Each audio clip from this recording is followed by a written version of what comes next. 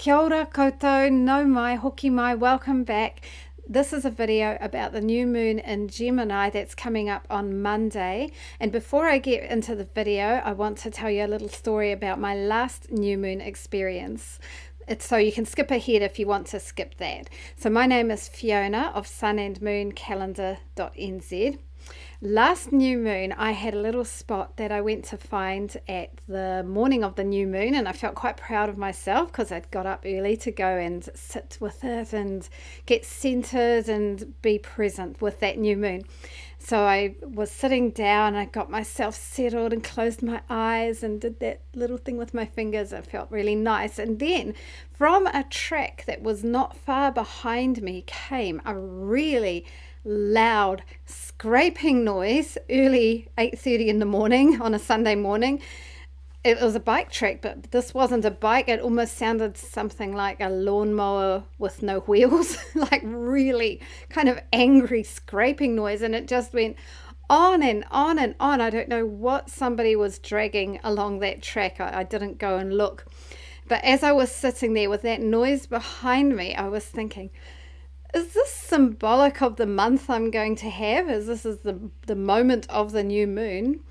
And sure enough, it kind of was. I've had a really dragging month, and actually things that happened going back, decisions that I've made going back a little bit have come back to affect me this month, and it's just felt very draggy, where I've had to look back and sort things out. And that goes with Mercury retrograde as well, but it just kind of cracks me up how symbolic that moment was for the month that I've had. So not all months are like that, and time passes and we learn as we go.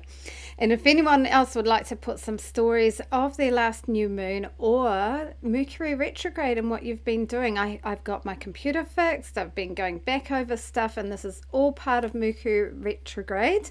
And on the 3D level, there's some other like higher dimensions to it. But yeah, if you want to write your stories in the comments, that would be nice to read. So on now to the Gemini new moon. So the new moon in Gemini takes place on Monday the 30th of May in the middle of the night, 11:30 p.m. So that's what it will look like in our imaginations. Below us, under the earth, on the other side of the earth, the sun and moon together in Gemini. But if you get up before dawn, you can still see that amazing lineup of planets that we've been seeing, and I've noticed a lot of people putting photos of them up on Facebook and things. So Saturn straight above, Mars and Jupiter will be conjunct just before that new moon, and I don't know if that will look like a brighter star, one star, or if they'll just look very close together. Hopefully it'll be clear and I can have a look. Venus, very bright and beautiful and shining. And I'm hoping that we're going to see Mercury soon. So Mercury is usually so close to the sun that we don't see it very often. But when it's finishing its retrograde, it's about as far from the sun as it can get. So it should be visible, and it has moved from an evening star, planet, to the morning. So I'm going to try and have a look and see if I can see it at some stage. And then the sun will rise in the morning at 7:41, and you can see from how late that sunrise is now, and a little bit different parts of Aotearoa, that is showing that we are really close to midwinter, winter solstice. And we've had on the 23rd of May, and that's actually the day I'm recording this, that is when Matariki sets for the last time for this solar year. So we're in that last month of the solar year and a quiet time. So we've finished the first set of eclipses for the year. This new moon is not an eclipse. We are still under the eclipse energy that lasts for a few months, but not quite as intensively, except that this month there is a reactivation of the eclipse energy. So I'll talk about that a little bit later. But that is what the new moon looks like on the zodiac chart according to the zodiac for Western tropical astrology, which is what I use. And I just try and adjust it for our Aotearoa in the Southern Hemisphere. So we're going to talk about the energy of Gemini. And the ruling planet of Gemini is that very one I've been talking about, Mercury. And Mercury is like the messenger of the gods. It's the planet of communication, logical thinking, making connections in the brain, also learning. And the element of Gemini, have a little guess before I click, is air. So imagine Gemini being like this air, and that's making connections between everyone. So with air, Gemini is chatty, intellectual, logical, witty, and neighbourly. And I found a picture of a little town, Kurau, down South Canterbury. You can see that air energy in those clouds formations. It's swishing around, and you can see all those telecommunication lines, real old school, but maybe they're power lines. But anyway, they're connecting things, and that is Gemini. Neighbourhoods. And the modality of Gemini is mutable. And with that mutable energy, along with the communicative air energy, there's a curiosity, quick thinking, a lightness, doing this and that and not getting too attached to anything. And Gemini also is a ruler of something really important in our lives these days, and that is social media. And I found there a picture of New Zealand's first cell phone tower, and it cracked me up because it's in a kind of ordinary backyard, and that looks really neighbourly, just like Gemini. So it's back in 1987.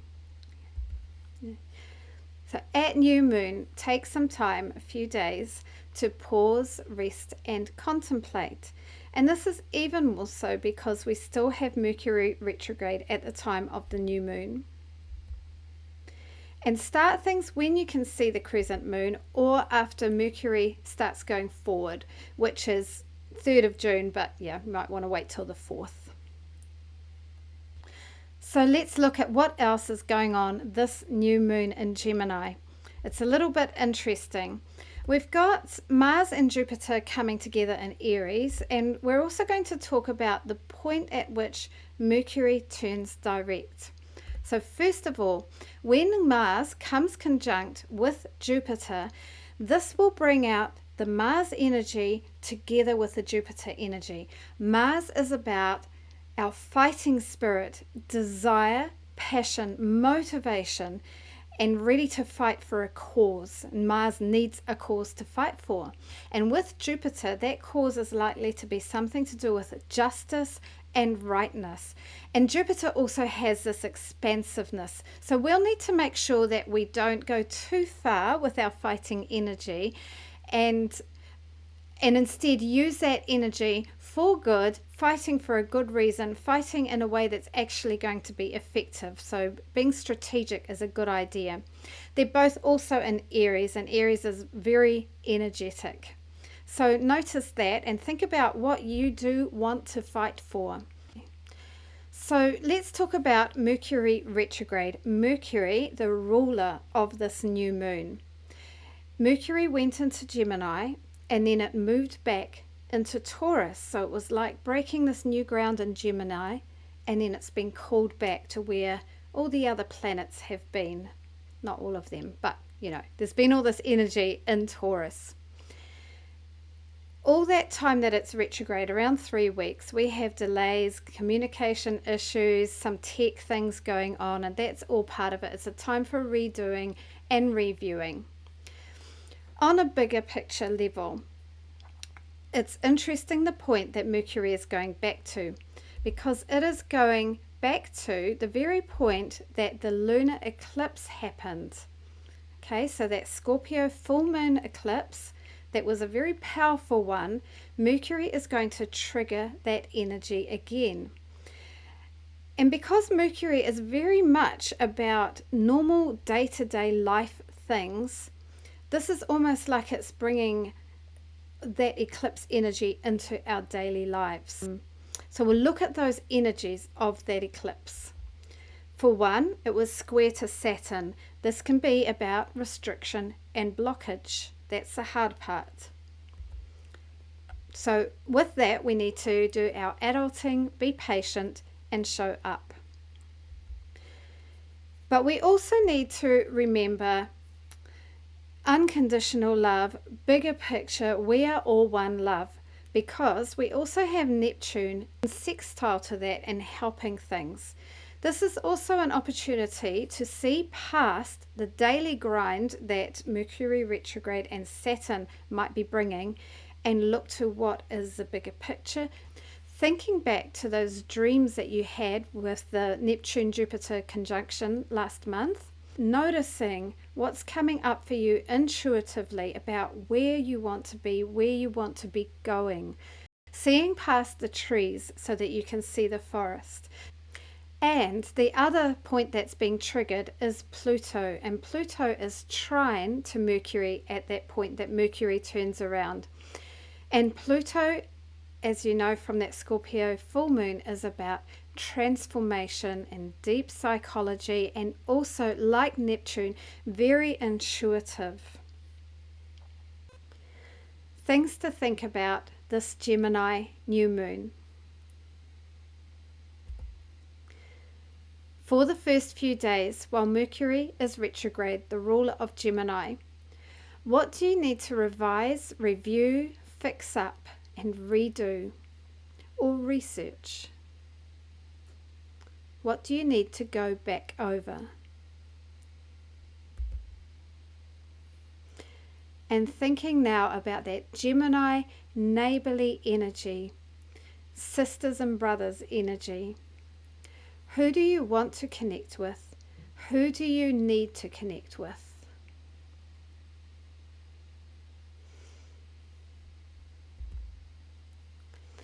And how do you want to connect? Do you want that to be light and breezy, chatty, fun banter? Think about what kind of communication with your neighbors, with your siblings, that you want in your life.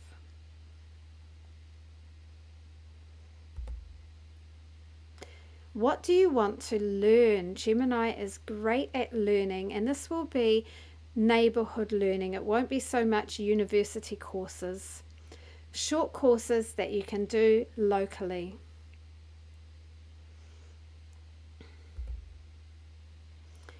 And Gemini, because it rules communication and talk, also think about your self-talk. How do you want to talk to yourself? It can be so easy to slip into negative patterns and worry. So how do you want your regular mental chat to be? And with this strong and powerful manu, te kārerea, think about what you want to fight for. What do you want to strive for? What is worth putting your energy into? Think about that over the next week with that energy of the Mars and Jupiter conjunction. Enjoy connecting with this Gemini new moon, everybody. So there we go, whānau. That is the Gemini new moon and the Mercury retrograde and turning forwards again, as well as all the stuff that you're doing in daily life, all that thinking and communicating on the 3D level with our community, with each other. Be thinking and noticing the feelings that you've got within you about bigger picture stuff, intuitive feelings, and taking note of them and any important messages that could be coming from them. So that's all from me for now. Hei konara, ka kite.